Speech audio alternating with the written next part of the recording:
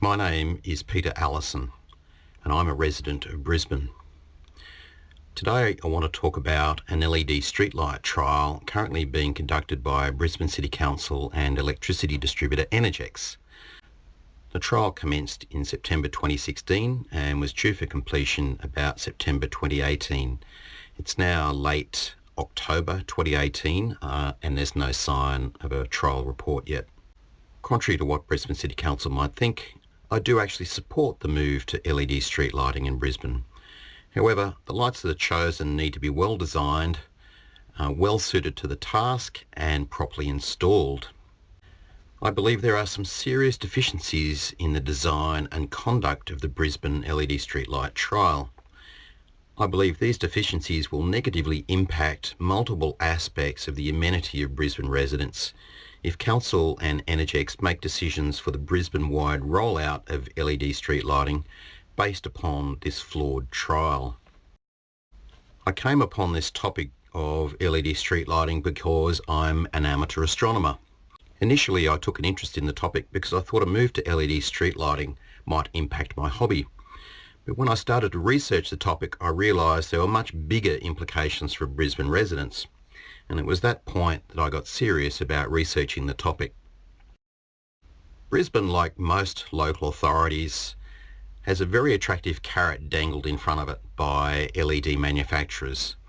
That carrot is the cost saving and greenhouse gas and environmental benefits that LED streetlights can potentially deliver to local authorities. However, there have been many examples in the United States, Europe, the UK, where authorities have moved very quickly to deploy LED street lighting without doing enough due diligence on the design and performance of the lights they've installed. The consequence of that have been plenty of examples where local authorities have got it wrong, installed inappropriately designed street lights, upset a lot of residents and generated a lot of bad press for their local authority, and in many instances incurred additional costs in needing to reverse their rollout and find better designed lights. I'm concerned because I think this is the path that Brisbane City Council is also headed down, and I'd like us to avoid that. So just to set the scene, this trial of LED street lighting in Brisbane is for Category P streets, and Category P streets are where people live. They're not the main arterial roads and motorways in Brisbane. They are the responsibility of Main Roads Department. Category P streets are suburban streets where 99.9% of Brisbane residents live. So if bad decisions are made on LED light deployment in these residential streets, they will certainly have an impact on resident amenity. Brisbane City Council, like all local authorities, place great stock in complying with the Australian standards for not only lighting but almost any other infrastructure they invest in. That's a good thing if the standards are well crafted and compliance is properly achieved. So just looking at the Australian standard for Category P lighting, we can see what that standard is looking for. So first off, the standard for Category P lighting says the role of street lighting is to assist pedestrians to orient themselves and detect potential hazards. The standard says the lighting also needs to be designed to protect the integrity of the nighttime environment through control of light spill and glare. The standard also says that street lighting in Category P streets is not there for the benefit of vehicles and vehicle drivers. Vehicle drivers need to use their headlights to drive in these streets. So Category P lighting is there for the benefit of pedestrians. I obtained a copy of the trial documentation compiled by Brisbane City Council and Energex, which sets out how this trial will be designed and conducted. However, the documentation provides very little guidance to manufacturers as to what Brisbane City Council and Energex were trying to achieve with the trial, other than perhaps simple compliance with the standard. When you read through the documentation, really what it says to manufacturers is just show us what luminaires you've got. There's nothing in the documentation that signifies the importance of resident amenity issues. There's nothing in the documentation about control of glare or light trespass into properties, nothing about upward waste light control, nothing about colour temperature and blue wavelength control, and nothing about adaptive control of network luminaires to reduce energy consumption at times when lighting is less required. So really the documentation behind this trial, really it's a show us what you've got call to manufacturers. So first off, the documentation says that any luminaires offered up for trial must be designed to illuminate 20 metre wide road reserves. Now that's a limitation in itself right there. Many of the older streets in Brisbane are much narrower than that, down to 10 and 12 metres wide. And in fact, many of the new subdivisions, the design standards there say road reserves can be as narrow as 14 metres wide. So conducting this trial with luminaires that are only suited to 20 metre wide road reserves sets the trial up for a later problem of how to accommodate narrower streets. The documentation also says that any luminaire offered for trial needs to be capable of being installed with a 5-degree upcast or tilt above the horizontal, and they have to be able to mate with a pre-existing spigot which is installed on the brackets and poles operated by Energex. So again, straight away we have a clash with the ability to control waste, uplight and glare through the requirement that all luminaires need to be capable of being installed with a 5-degree up tilt. One of the biggest problems with the specification for this trial was the requirement that luminaires must weigh 4.9 kilos or less for inclusion in the trial. Eventually this limitation was lifted to 5 kilos. I sat across the table from a senior Energex engineer and asked how were the 10 final luminaires selected for trial selected, and he explained that about 30 luminaires were offered up for trial, but only the 10 that weighed 5 kilos or less were accepted for inclusion in the trial. So really the 10 make and model of luminaires that are being trialled are there just because of how much they weigh.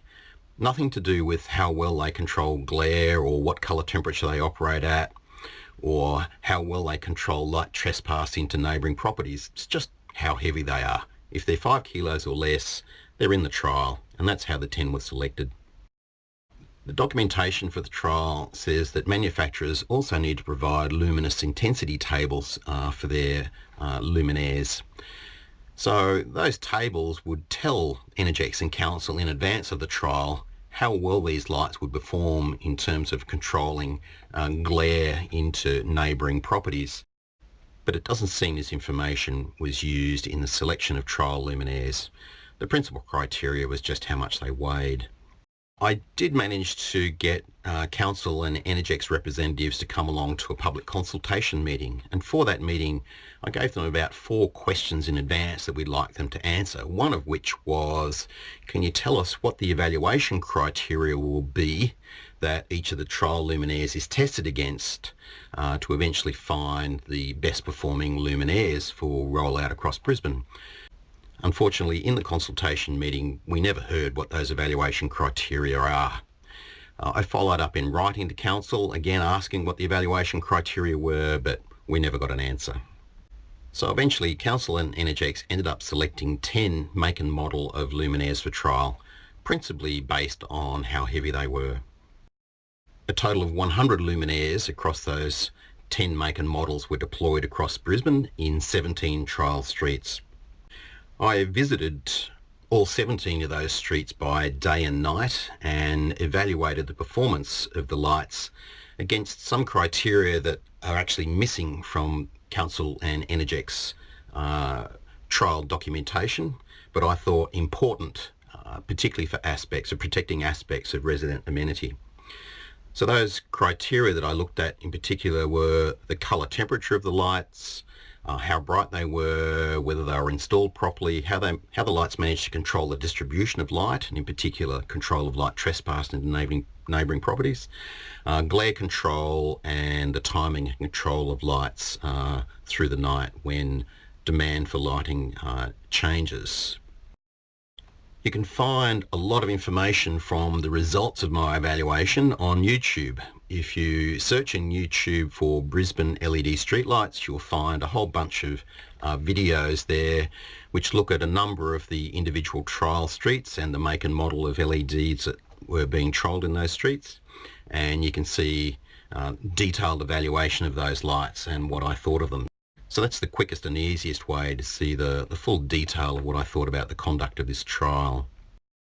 The Australian standard for Category P street lighting tells local authorities that they need to install lights that will deliver the highest colour rendering possible. The standard says that the colour temperature of lights, particularly LED luminaires, should not be higher than 4000 Kelvin.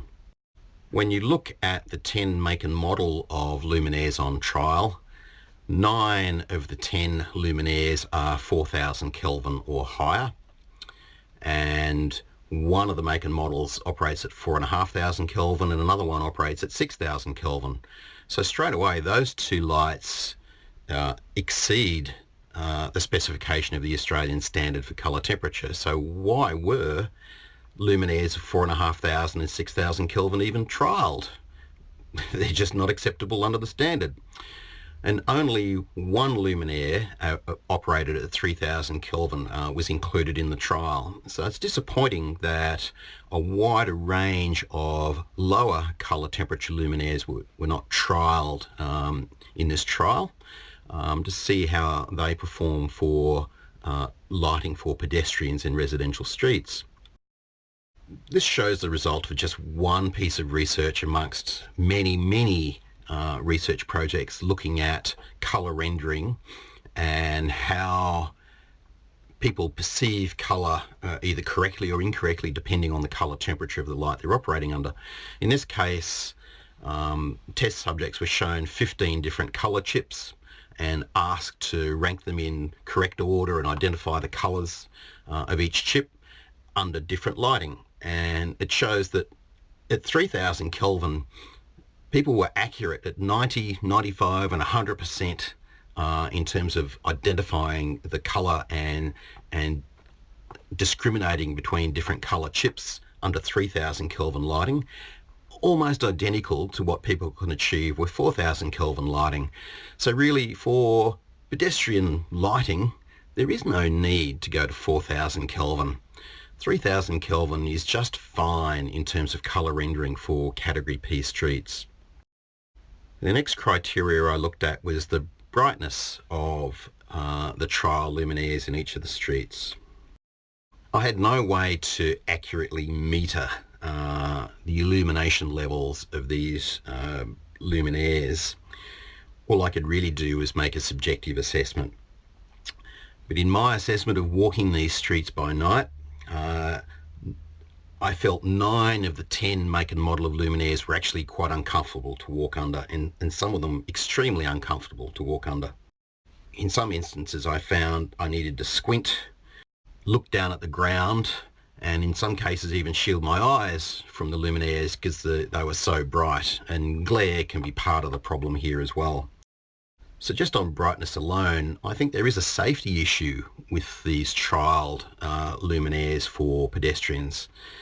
I found it difficult to look into the shadows because the lights were so bright. The shadows ended up just black. You couldn't see into the shadows. And the lighting in most cases wasn't conducive to walking upright with your head up and scanning the street ahead of you. You just ended up looking down at the ground to try and shield your eyes from the bright lights. So I really do believe there's a serious problem with excessive brightness of just about all of these luminaires in the trial. Another big problem with the trial was the way the luminaires were installed. So the luminous intensity data sheets that manufacturers provide for their luminaires all specified for horizontal installation of the luminaire. It's only when the luminaire is horizontal that you can actually predict where the footprint of light will fall on the road reserve or outside the road reserve. The moment a luminaire is installed at some other angle beyond horizontal, those tables are virtually useless. Out of the 100 luminaires that were trialled across Brisbane, I found 90 of those 100 were not installed horizontal. In some cases, They were installed at a 5-degree up tilt, but some of them were as high as 15 degrees and more up tilt. And this was even when luminaires incorporated a hinge in the mechanism to allow them to be easily adjusted to the horizontal. They were still installed with an up tilt. I cannot fathom why that would be. So the poor installation of these trial luminaires just compounds the glare problem, compounds the light trespass problem, and compounds the light pollution that will come from poorly selected and poorly installed LEDs. How council can actually make a clear assessment of the performance of a luminaire when it's not installed properly is beyond me. I can't fathom how you can do that. So really, I think just the installation of these luminaires makes a mockery of the trial. It's a serious failure in performance of the trial. This should not have happened. So poor installation of a luminaire will contribute to the inability of luminaires to confine light to the task area, being the road reserve. Just about all the luminaires in the trial have a serious problem with the control of light trespass into neighbouring properties. And this is exacerbated when the luminaire is installed with an up tilt.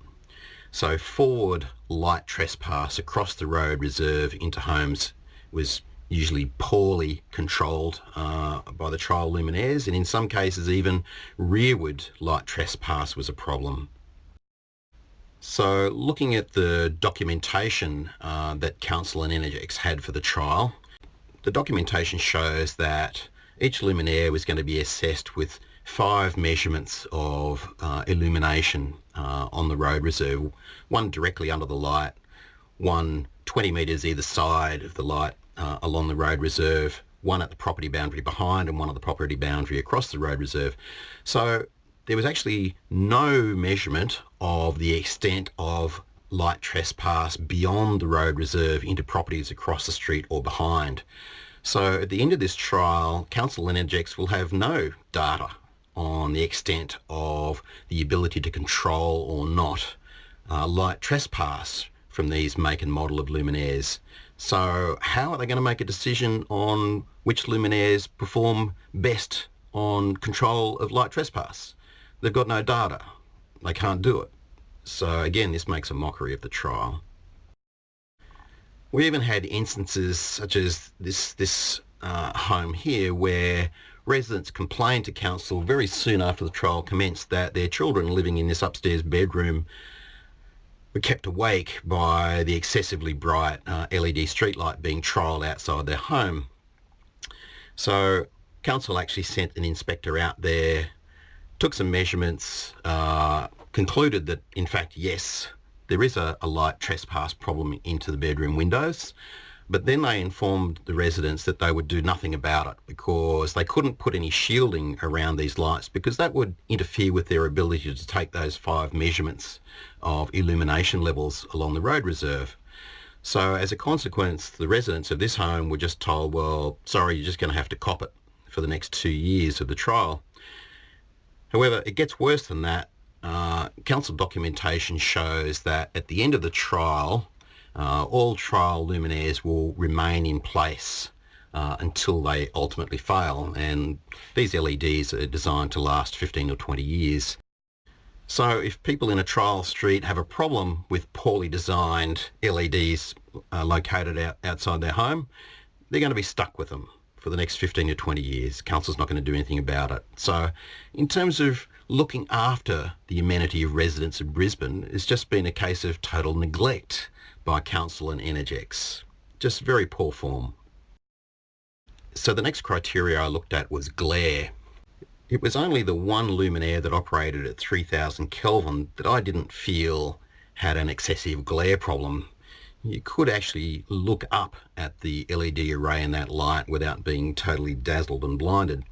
But the other 9 make and model of luminaires had varying degrees of bad to extremely bad glare.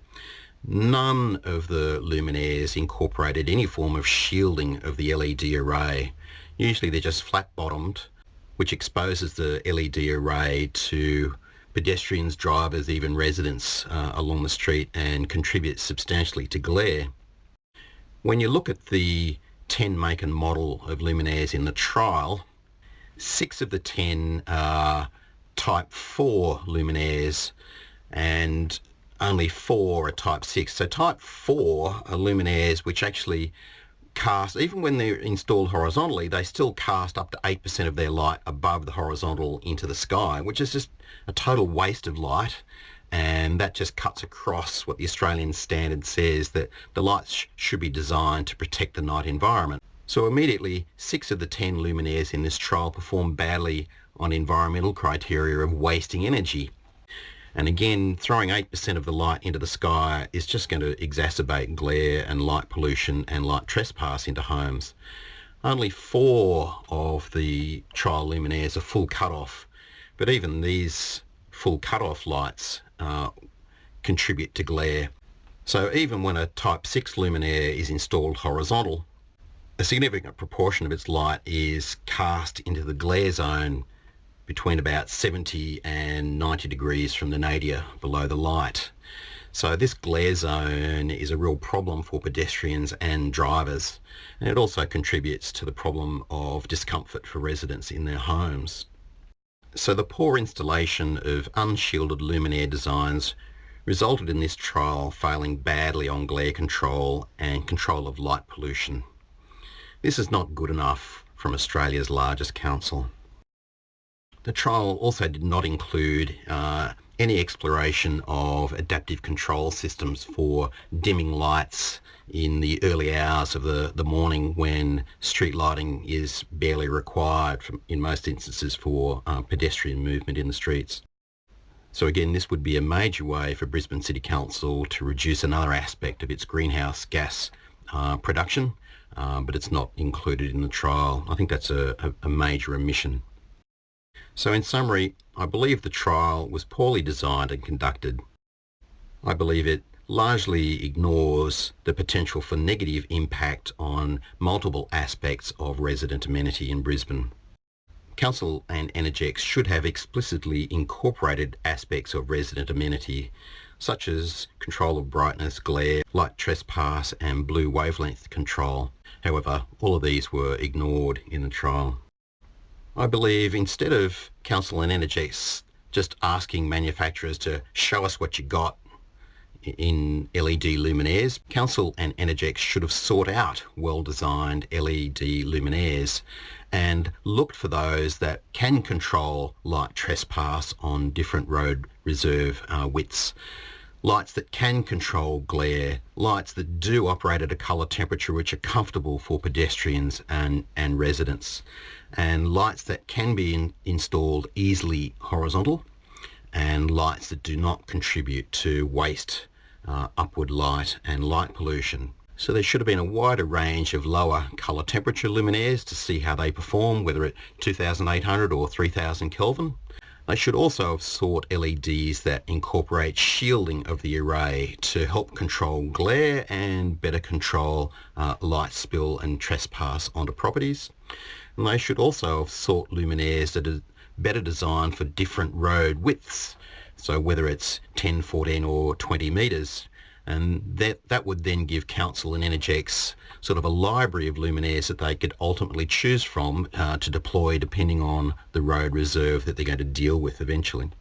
I also believe Council and Energex should have made better use of the technical data sheets that were supplied by manufacturers. Many of the luminaires that were put in the trial should never have been trialled in the first place, and they could have been identified just from the technical data sheets. So I would really like to see Brisbane City Council and Energex repeat the trial. Go out and find the best performing luminaires from manufacturers around the world. Go through the technical data sheets, select a small number of those luminaires which are going to address many of the problems I've identified here and protect resident amenity, and do the trial again. Again, if you want more detail on what I found in this trial, go to YouTube and search for Brisbane LED streetlights. There's plenty of information there. So thank you, and I hope Brisbane City Council and Energex are listening.